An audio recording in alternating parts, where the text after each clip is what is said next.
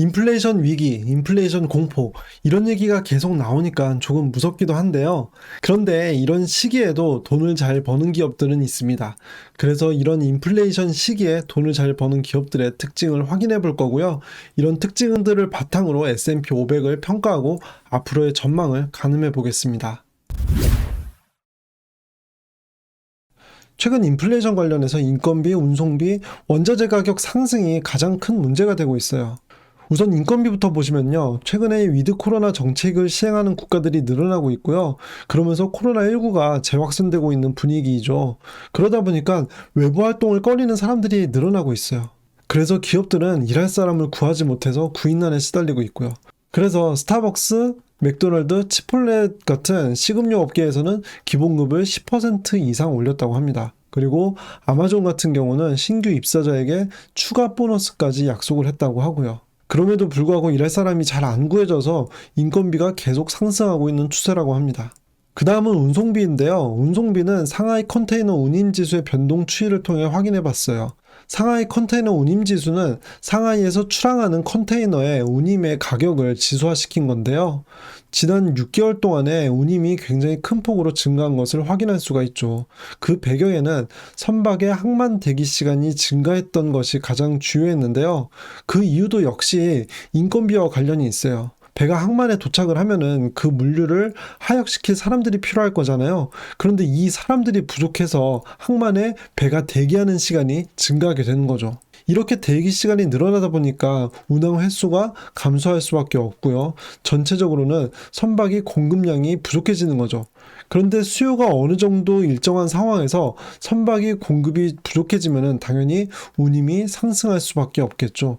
이런 과정에서 운송비가 상승을 했고요. 그리고 최근에 국제 유가가 많이 올라간 것처럼 원자재 가격도 상승을 하면서 이렇게 인건비, 운송비, 원자재 가격이 상승하고 있습니다. 그러면 이게 기업 입장에서 보면은 인건비, 운송비, 원자재 가격이 전체적으로 제품을 생산하는 데 필요한 원가가 되거든요.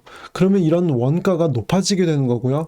가격이 정해져 있는 상황에서 원가가 증가하게 된다는 거는 그 기업의 마진이 줄어든다는 거고요. 그 마진이 준다는 건 이익이 줄어든다는 걸 얘기하겠죠. 그러면은 이 이익이 줄어드는 걸 예방하기 위해서는 가격을 높여야 하는데요. 그런데 기업에서 이렇게 가격을 올리는 게 쉬운 문제가 아니에요. 기업에서 가격을 올리면은 그만큼 그 제품에 대해서 수요가 줄어들 수 있기 때문이죠. 그래서 기업에서 가격을 올려도 수요가 일정하게 유지가 되는 그런 제품을 생산하는 기업이 이런 인플레이션에서는 유리해요. 이런 인플레이션 하에서 가격을 높일 수 있는 기업의 특징을 추려봤어요. 우선 첫 번째로는 시장 점유율이 높은 기업이에요. 이 시장 점유율이 높다는 거는 한편으로는 그 시장에서 독점적인 지위의 제품을 생산한다는 것을 의미하거든요.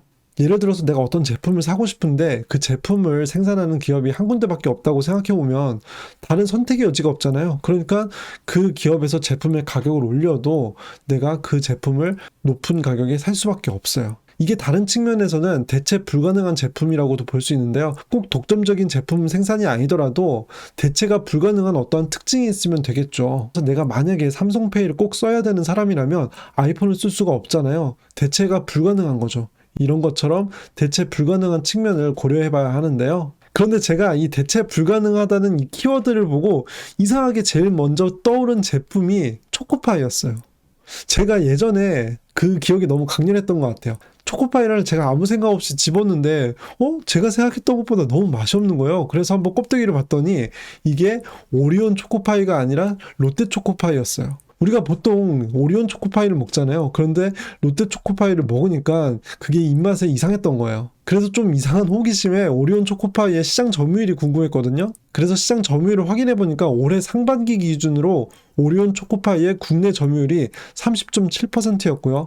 롯데 초코파이가 9.7%였어요. 이거 보세요. 대체 불가능한 상품은 시장 점유율이 높을 가능성이 높은 거죠. 근데 여기서 그치지 않고 좀 더 찾아봤더니 인도 초코파이 시장에서의 점유율은 롯데 초코파이가 90%나 됐어요. 이 지금 보고 계시는 이 포스터도 인도에서의 초코파이 광고거든요. 이게 롯데 초코파이 광고예요. 롯데에서 인도 시장에 먼저 초코파이를 갖고 진출을 한 거죠. 오리온이 후발주자였어요. 그러니까 어떻게 보면 이런 식품업계에서는 뭐가 절대적으로 맛있다, 맛없다 보다도 더 중요한 거는 그 시장을 먼저 선점했는지가 더 중요한 것 같더라고요. 그러니까 그 입맛에 익숙해지면은 다른 게 좀 맛이 이상하게 느껴지는 거죠. 그래서 좀 생뚱맞지만 이 초코파이가 대체 불가능하다는 그 예시에서 제 머릿속에 먼저 떠올라서 한번 자료를 준비해 봤습니다. 그 다음 두 번째 특징으로는 매출 마진이 높은 제품을 생산하는 기업이라고 볼 수 있는데요. 매출 마진이 높다는 거는 이익률이 높다는 거거든요. 이익률이 높다는 거는 원가가 그만큼 차지하는 비중이 매출에서 적다는 걸 의미하고요. 이거는 원가가 가격이 상승한다고 할지라도 상대적으로 미치는 영향이 적다는 거예요. 원가가 워낙 차지하는 비중이 낮기 때문에, 그래서 원가 상승에 상대적으로 영향을 덜 받기 때문에 매출 마진이 높은 제품을 생산하는 기업이 하나의 특징이라고 볼 수 있고요. 그리고 마지막 세 번째는 가장 직관적이죠.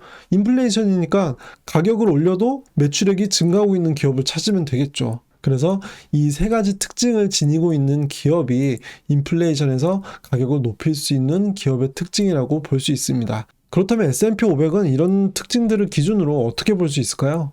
글로벌 시장 점유율 40% 이상인 기업을 한번 찾아봤어요. 이거는 S&P 500 기업들 중에 시가총액 상위 50개의 기업만 추렸고요.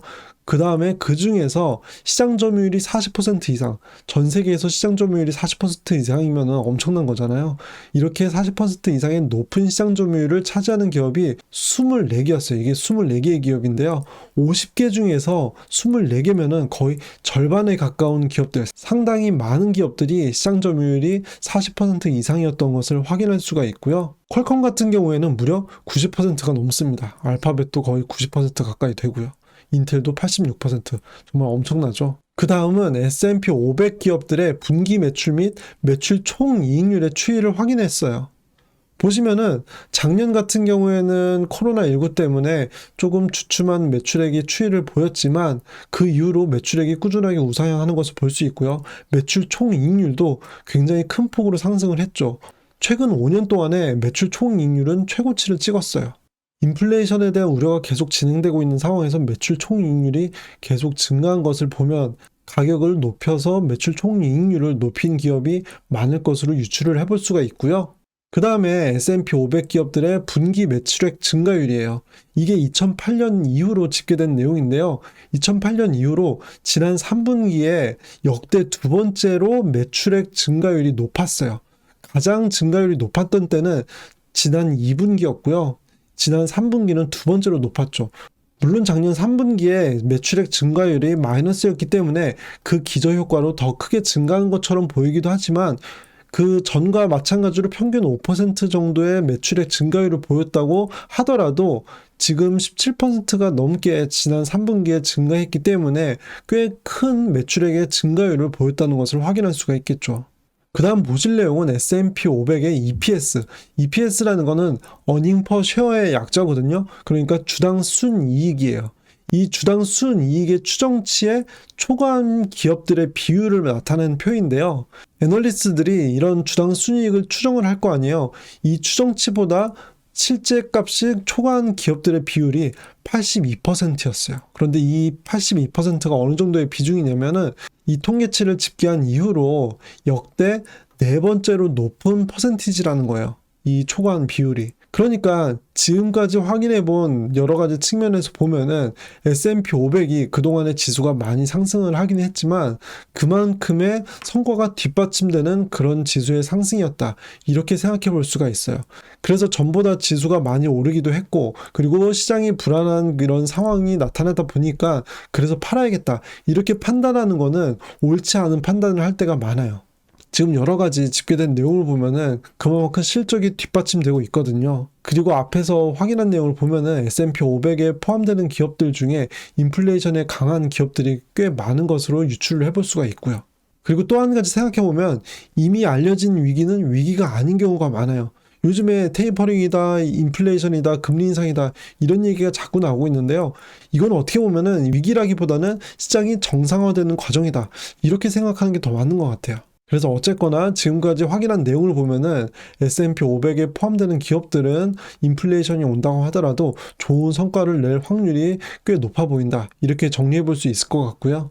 그리고 마지막으로 앞에서 제가 시장 점유율이 높고 매출 이익률이 높고 그리고 가격을 올렸을 때 매출액이 증가한 기업들, 이런 기업들이 가격 결정력이 높은 기업들이라고 말씀을 드렸잖아요. 이런 개별 기업 10개를 추려봤어요. 이거는 KB투자증권의 보고서에서 제가 앞에서 말씀드렸던 그 기준으로 추린 내용을 제가 갖고 온 건데요. 보면은 애플, AMD, 마이크로소프트, 나이키, 퀄컴, 월트 디즈니, 여러분들이 거의 다 아시는 기업들이 포함되어 있을 거예요. 그게 왜 그러냐면은 이 기업들 모두 S&P 500에 포함되어 있고요.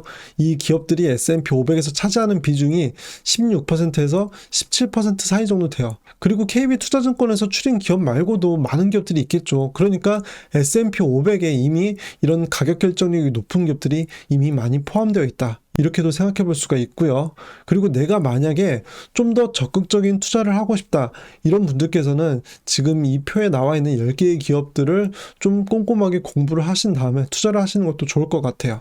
그런데 이런 개별 기업에 투자를 하면 ETF보다 상대적으로 변동성이 크기 때문에 내가 해당 기업에 대해서 충분하게 공부를 하지 않으면 단기 조정에 크게 마음이 흔들릴 수가 있어요. 그렇기 때문에 개별 기업에 투자를 하실 때는 충분하게 공부를 하신 후에 투자를 하시는 거 잊지 마시고요. 지금 보여드린 이 표는 하나의 참고사항일 뿐이지 더 많은 내용들을 여러분들께서 공부를 하신 후에 투자를 하셔야 합니다. 만약에 내가 그렇게까지 공부할 시간이 없어, 이렇게 생각하시는 분들은 그냥 어설프게 투자를 하시기보다는 S&P 500 지수를 추종하는 ETF를 그냥 모아가시는 것이 훨씬 나은 선택이 되실 것 같습니다.